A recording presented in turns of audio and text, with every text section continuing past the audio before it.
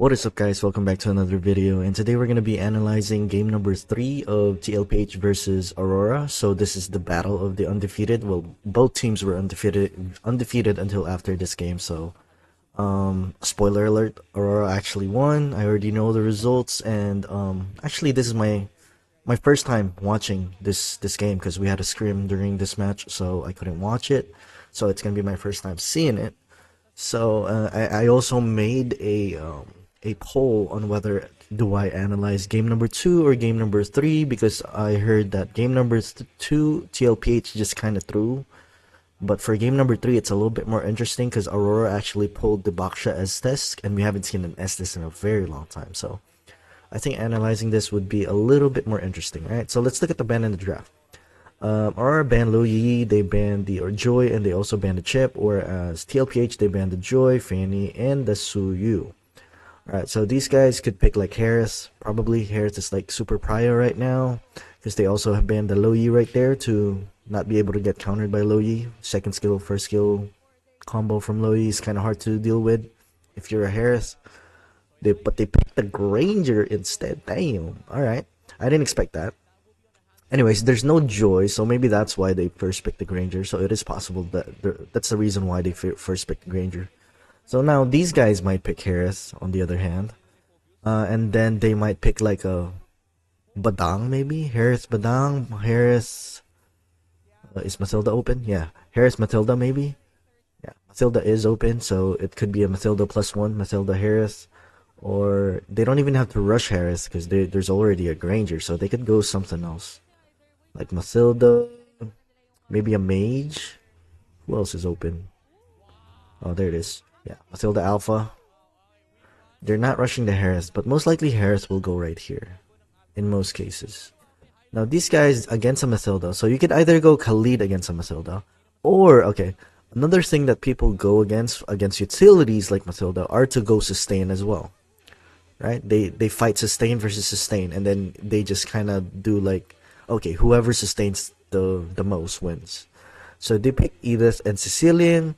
They want to avoid the Matilda Sicilian combo, which is quite good right now, is specifically against Alpha too, because Alpha is not an assassin and he cannot really go for the back line. So it's kind of hard to play Alpha into this right now. Yeah. So maybe the Alpha is a little bit too early in my opinion for this. The Matilda was a good pick, but I think they definitely should have picked the Harris, so they have a winning lane already. Because there's still Lucas, right? There's still Lucas for jungle, there's still Alpha for jungle. And they did not pick the Harris. Alright. I'm surprised they didn't pick the Harris. They picked the Farsa instead. I'm not really sure why. It is Sanji's comfort. Farsa did get buffed recently. But Harris is definitely more broken than Farsa. So I don't see any reason why not pick Harris. Plus right now they don't really have any like, I mean, they have the Ediths for crowd control, but it's not something... using Ediths to catch the Harris is super hard to do. You know what I mean? And specifically in the late game, Harris could pretty much sustain the Ediths, in my opinion, even if she has ulti. In the later stages of the game. And there it is. There's the ban. That's where they mess up. Tlph, I already see like a hole in the draft. This is way too early because of this pick. Like, they could even go Eve, right? I mean, Eve is not that much of a problem because there's a Matilda, so that's probably why they weren't scared of an Eve. But yeah, Sicilian is really good against utility junglers, by the way, guys. So, and he's also very hard to kill. So you need people who could dive. Like these two heroes are really bad against dive comps. So this Alpha pick could be like delayed a little bit. Like this could have been a Harris, and then they could have like last picked the Lucas after seeing this, yeah, instead of Alpha, right? Anyways, they banned the Hayabusa. Yeah, Hayabusa is very good against Matilda and Farsa, so that's a good ban. They banned the Hylos as well. I'm not sure why they banned the Hylos, but yeah, Renegade does play Hylos roamer, so that's why they're scared of Renegade just going. They have the trauma. They saw the TikTok I play Farsa. I don't want to give Renegade the high-lows. They have the trauma, bro. See, and this is what I mean. They're banning dives. As you can see, the two heroes that I said, right? The two heroes that I literally just mentioned are banned from Aurora. They know. They know. If they pick Harith here, this could have been a Lucas. Yeah, so now Alpha cannot dive unless he goes with Mathilda, which is like super risky. Because if you dive and then you end up failing your engagement with Mathilda, you're pretty much dead. You're dead once you go in. As for Bruno's not a dive hero. Bruno's like you need to focus on the front line type of hero. Farsa is the only Farsa is the only person that could go into the back line right now with Feather.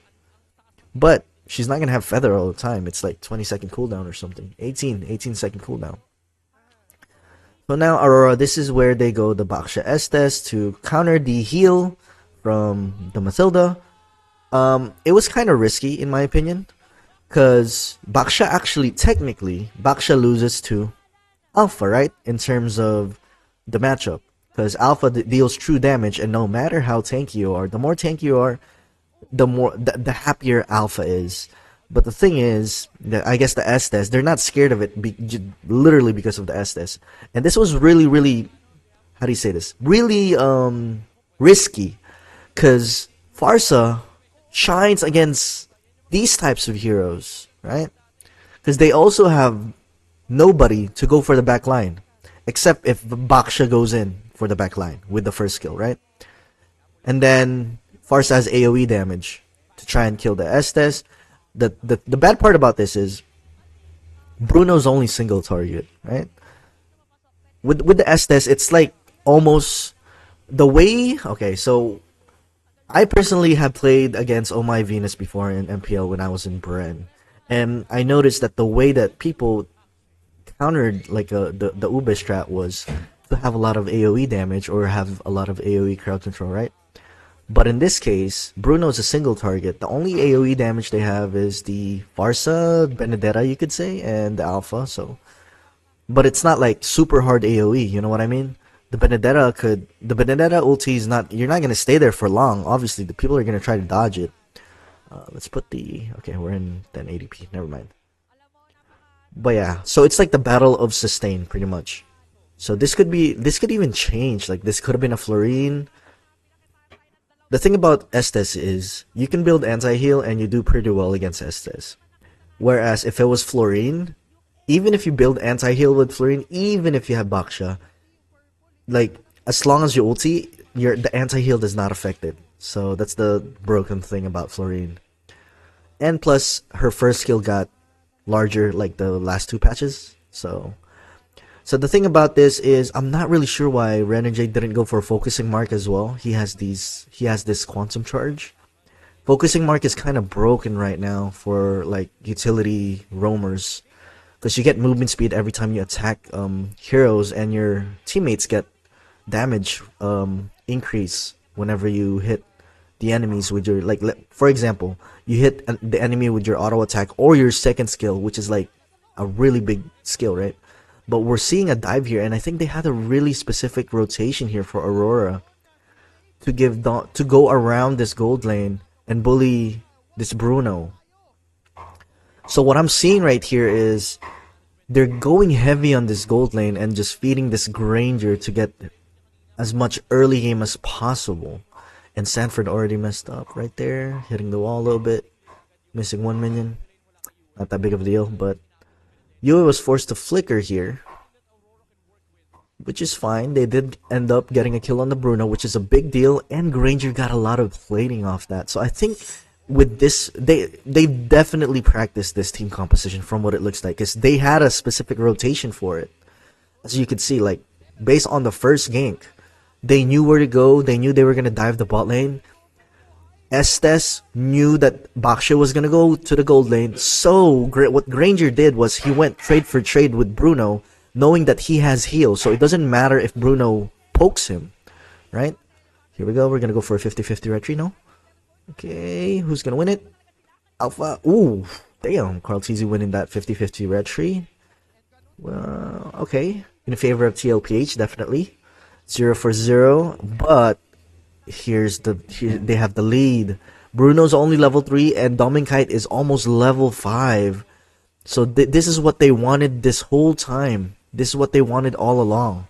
And then after turtle, Renegade goes back into the lane and just babysit this Granger and then just keep pushing. So if TLPH wants to deal with this, they really need to help this Bruno. They need to focus on this Bruno right here. This is almost like a Diggy Bruno.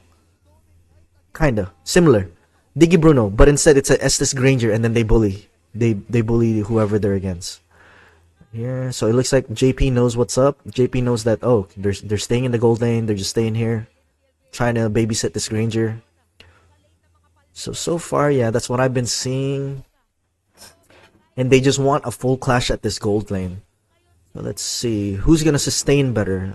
Obviously, at this point of the game, nobody has anti-heal yet, except for them, right? They have Baksha, so they automatically have anti-heal even at level 2.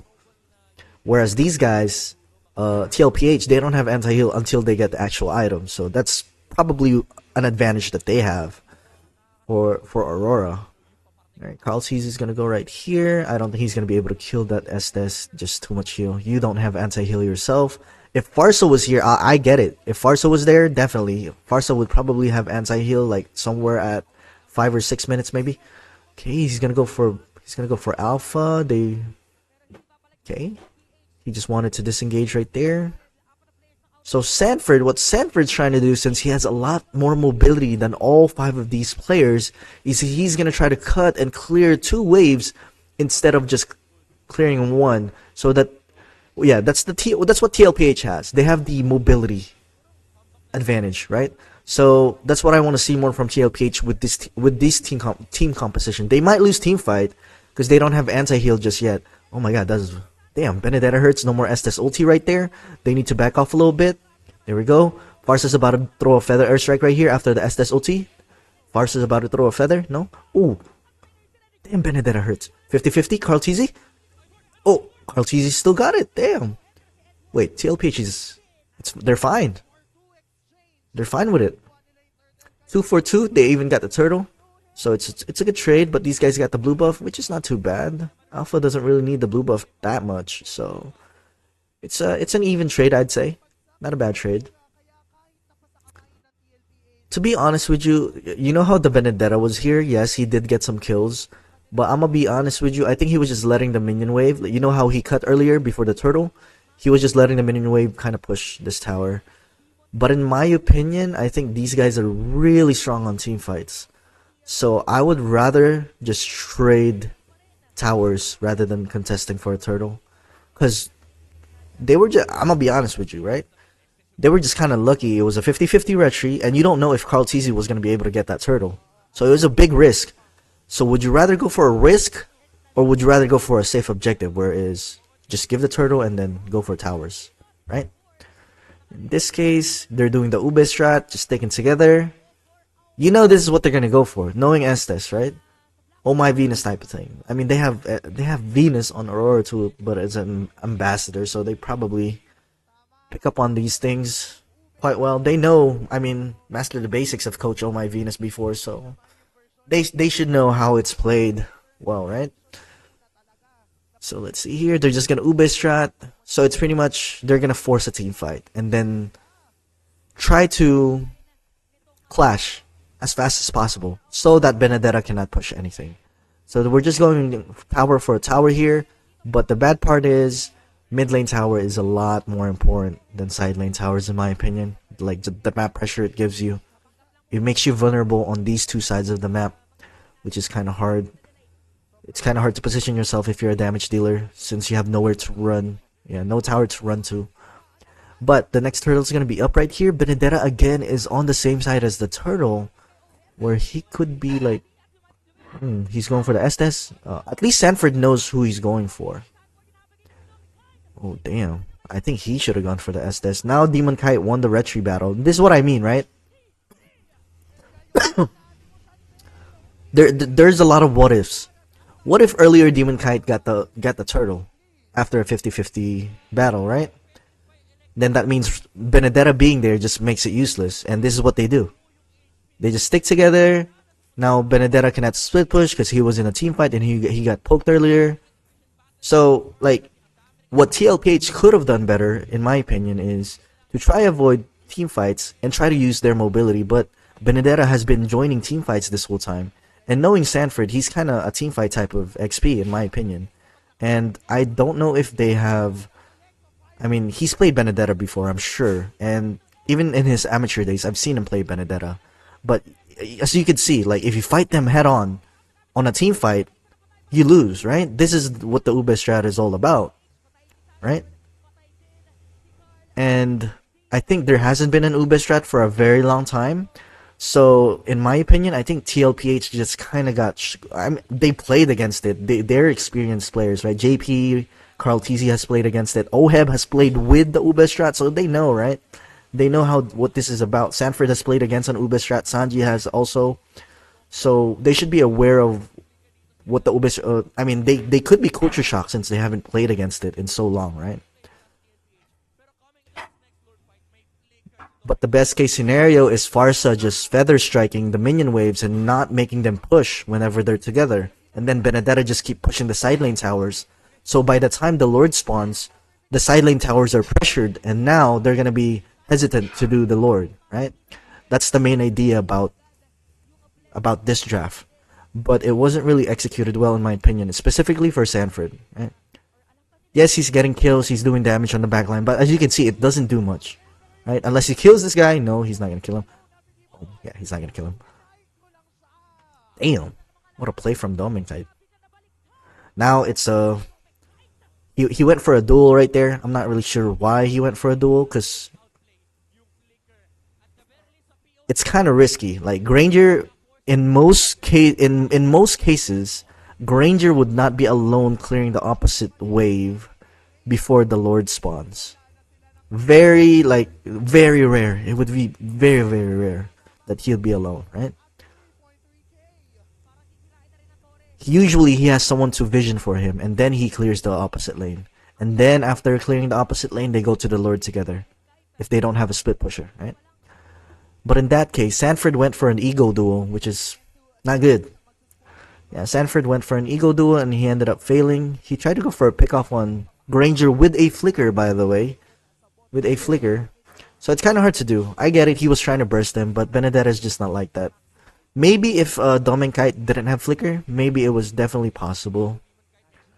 But in this case, I think Tlph is getting culture shocked right now. They haven't played against a comp like this, and even in scrims, I don't see a lot of teams playing comps like this, so... Damn, that was a very nice backdoor play from... Not a backdoor play. Very nice ambush from Sanji. The feather airstrike was perfectly positioned, but sadly, Bruno got caught. Okay. Mid lane tower, it's not too bad. I'd rather have the mid lane tower be broken than the side lane towers, so that the Lord Dance is easier. What else is gonna happen here? The sustain from Matilda is just not enough compared to Estes, right? But I promise you, I think Focusing Mark would be better here. Focusing Mark would be better here, unless he's going for sustain to like survive for himself. But if he wants to survive for himself, he could just go Winter Trench on, and then he doesn't need sustain. He just clicks Winter Trench on, his ulti's still gonna be there. Yeah, this could be better with Focusing Mark, in my opinion. But let's see. Right here, Tlph, they're trying to like fight this team on a full-on team fight, and they can't do it. Sicilian ulti, Sicilian free hit at the backline. Nobody's there to go for a dive, right? Obviously, Benedetta could dive, but the sustain, Benedetta is not enough, I would say. Yeah, Benedetta is not enough to go for the backline. And I'm pretty sure Sicilian could sustain it as long as he has Estes and a flicker next to him. And ulti. Yeah, having one diver is not going to do anything. So that's why I think the mobility would have been a lot better if it was utilized. And then what they would do is just farm it off and then just clear minion waves. Because these guys are just going to stick together. As you can see, if you look at the minimap this whole game, they've been sticking as... pretty much as 5 almost. As 4 or 5 at most. Right? and knowing that Benedetta could have done a lot of the damage on the side lanes instead of trying to keep going for ego battles as on team fights. Yeah, kill the freaking Estes. See, Benedetta doesn't do anything. You can see. If he's the first one, if he's the first line of defense, it doesn't do anything. And you guys got to think about it too. Like, who's the front line for Tlph, right? Matilda cannot frontline for you. She's squishy as hell. Alpha is a little bit tanky, but he's your jungler. If he dies, you don't have retry. Benedetta's not gonna frontline for you. He's building damage. And now they're late for the setup. Look, Benedetta is now split pushing, realizing, oh, I'm so low, I got poked. Now I got a split push, but it's too late. Because Aurora went for a whole team fight. And now, 2 people from Tlph died, and they have the Lord. He should have been doing this from the start. It could have worked. I mean, that's the only way I could see them winning. Right? It definitely could have worked, but I think it's too late now. Because now they've gotten their items, and the gold lead is not even that far. I'm gonna be honest with you. Right there, just clear the minion wave, clear the minion wave, clear the minion wave. Don't go for the okay, clear. Okay. Does he have anti-heal? I want to see Benedetta's items. Does he not have Sea Halberd? He needs it. And they just sustain. Oh my god! Whoa! Why did that guy flicker? Did you see that? Did he just accidentally use it? He flickered for some reason. For no reason. Wasted, but it's alright. I think they still win. Baksha is gonna go for the Farsa. Is he? Yeah. Baksha's trying to look for like a gap for Farsa. To stop her from Feather Airstrike.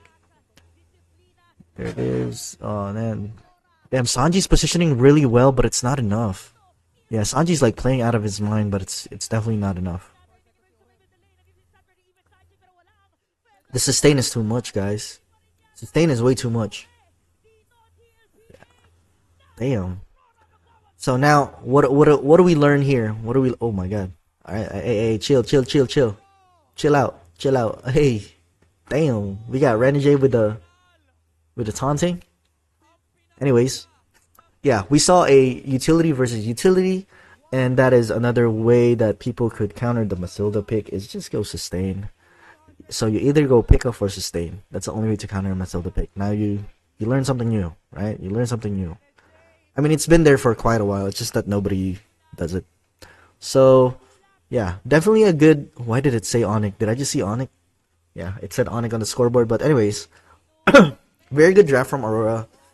Also a very good... I mean, it was a decent counter draft from Tlph. It was just that I think they need to realize that they need a hard front line. The Alpha pick was way too early for my liking. The Farsa pick was a little bit too early as well for my liking.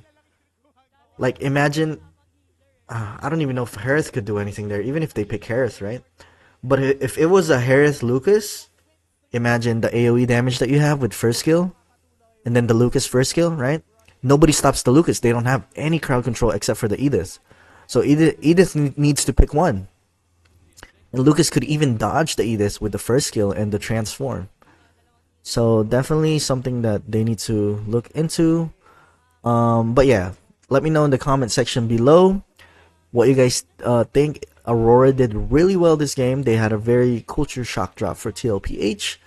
Tlph, what they could have done better, you could comment down below in the draft or in their game for them to win this game. But it was mostly, I mean, it was still a winnable draft in my opinion.